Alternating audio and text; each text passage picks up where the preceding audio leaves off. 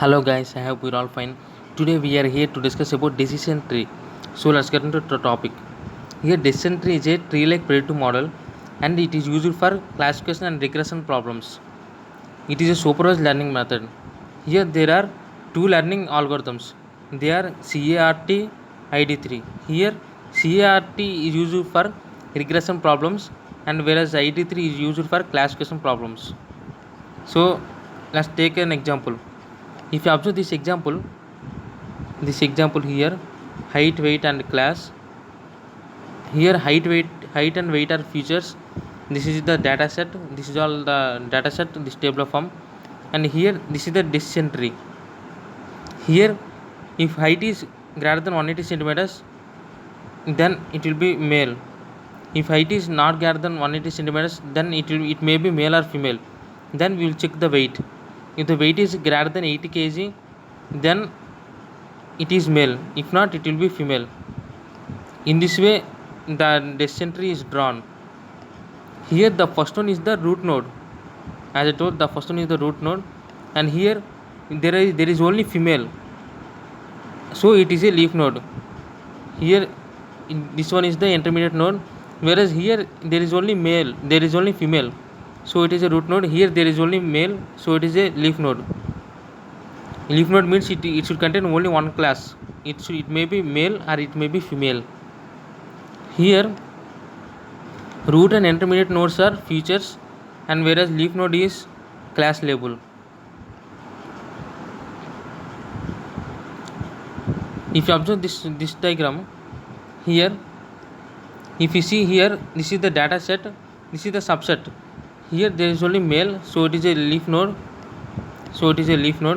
If you observe here, this is the second subset. Here there is both female and male, so it is the intermediate node. Here if you observe here, there is only male, so it is a leaf node, whereas here there is only female, so it is a leaf node. Here at each level, this is the decision tree, and at each level we need some features. We need something like height or we need weight for construction of decision tree.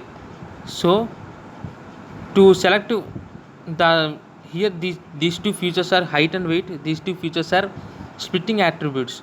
Here to select the best splitting attributes, we need a thing. It is known as information gain. We need this information gain in order to find the which one is the best splitting attribute. To understand this information gain, we should know about entropy. Let's discuss about entropy. Entropy means it is a measurement of impurity in a data set. As I told you, this is the data set. We measure the impurity means it should contain only male or it should contain only female, then it will be pure. If not, it contains both, then it will be impure. In a data set, if all the samples are in same class, then it is pure. If it is a pure node, then the entropy will be 0. If it is an impure node, then the entropy will be equals to 1. If the data set is a 2-class data set, then the entropy will be 0 to 1. If you look at here, it is a 2-class data set. There are only two classes. There are only two classes, female and male. Whereas here, if it contains more than two classes, like n classes data set, then the entropy will be 0 to entropy will be in the range of 0 to log n base 2. Here the equation for the entropy S is sigma I is equal to 1 to C minus Pi log Pi base 2. Here S is the subset of data set. Whereas C, if you look at here on the above, it is C. C is the number of class label in S, whereas Pi is the proportion of ith class. If you look at here from the page number 2, take this is the second subset. Okay, then if you apply this equation, then we will get like 1/4 into log 1/4 into base 2, which means like if you observe here, there is only one male. Here there are 4 classes. there is only one male, so it is 1 by 4.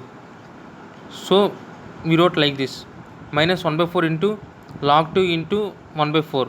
Whereas here, if you observe the same data set, here there are 3 females, so it is 3 by 4, 3 by 4.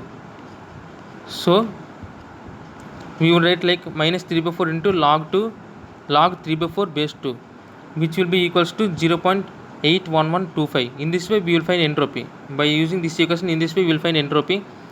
Now let's see about information gain. Here it is a measure of reduction in entropy. Here it is used to select the best splitting attribute while constructing a decision tree. If there is maximum reduction in entropy, then there will be more information gain.